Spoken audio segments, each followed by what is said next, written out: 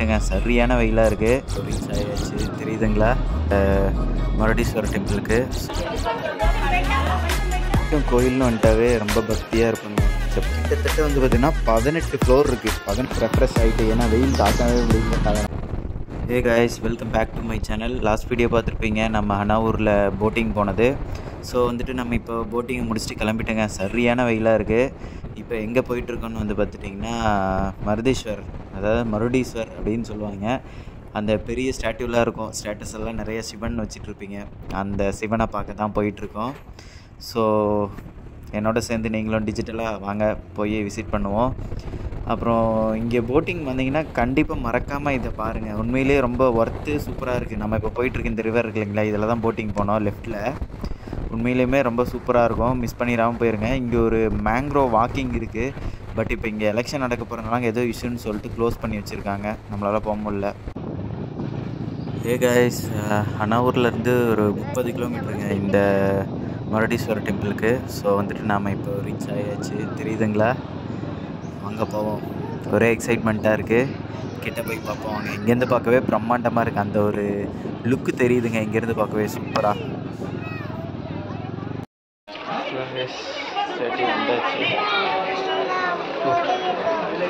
செம்மக்களை பாருங்க, சரியான வெயில். பெரிய கோபுரம். வாங்க பக்கத்தில் போவோம்.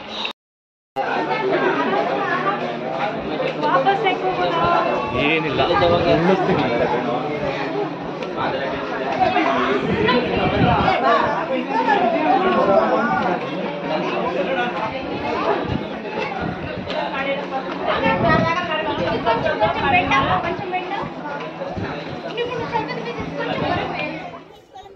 நம்ம இந்த கோபுரத்தோட டாப்புக்கு போயிட்டு அங்கேருந்து வந்து பார்த்திங்கன்னா இந்த ஸ்டாட்யூ வந்து வியூ பண்ணலாங்க. அதுக்காக ஒருத்தருக்கு 20 ரூபா சார்ஜ் பண்ணுறாங்க. பட் ஹெவி க்ரௌடுன்னு சொல்லிட்டு நாம் அங்கே போகல. நீங்கள் வந்தீங்கன்னா ட்ரை பண்ணி பாருங்கள், க்ரௌட் இல்லைன்னா.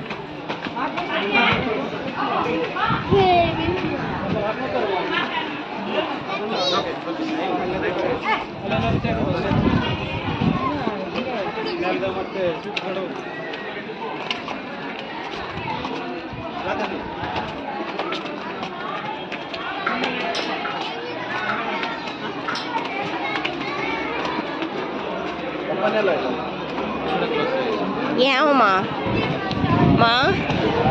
எல்லாம் இங்கேயே செப்பல் போட்டுட்டு தான் வராங்க. நம்மளை பொறுத்த வரைக்கும் கோயில்னு வந்துட்டாவே ரொம்ப பக்தியாக இருப்பாங்க. செப்பல்லாம் போட்டு வர மாட்டோம், இதெல்லாம் பண்ண மாட்டோம். ஆனால் இங்கே இருக்கவங்க கீழே இங்கே வரைக்குமே வந்து செப்பல் போட்டு வராங்க. நம்மளால் வெயில் தாங்கவே முடியல. ஷூவில் இருந்துட்டு அதுவும் கண்டினியூவாக வந்து 1 வீக் ஷூ போட்டுகிட்டே இருந்துட்டு இப்போ கழட்டி விட்டுட்டு வெயிலில் வரணும்னு நினச்சி பாருங்கள் எப்படி இருக்குன்ட்டு. ஸோ எல்லாம் கடவுளுக்காக தானே அப்படின்னு நினச்சிக்க வேண்டியதுதான். ஸோ இங்கே அட்மாஸ்பியர் எல்லாமே சூப்பராக இருக்குங்க பார்க்கவும். சுற்றி 3 பக்கமுமே கடலுங்க. ஒரே ஒரு பக்கம் மட்டும்தான் தர இந்த கோயிலுக்கு வர வழி. மீதி 3 பக்கமும் கடல் தான் இருக்குங்க. செம்மையாக இருக்கும் போல் பார்க்க. வாங்க பின்னாடி போவோம்.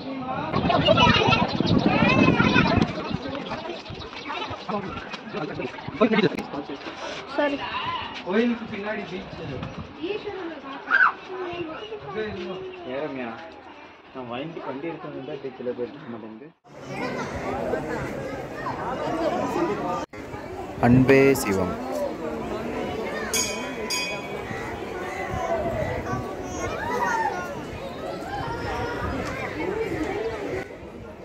இந்த கோபுரத்தை பாருங்களேன், பார்க்க சிம்பிளாக இருக்க மாதிரி இருக்குங்க. கிட்டத்தட்ட வந்து பார்த்திங்கன்னா 18 ஃப்ளோர் இருக்குது. 18 இல்லை, மேலே அந்த டாப்பையும் சேர்த்து மொத்தம் 19 ஃப்ளோர் இருக்குங்க அந்த டாப்போட.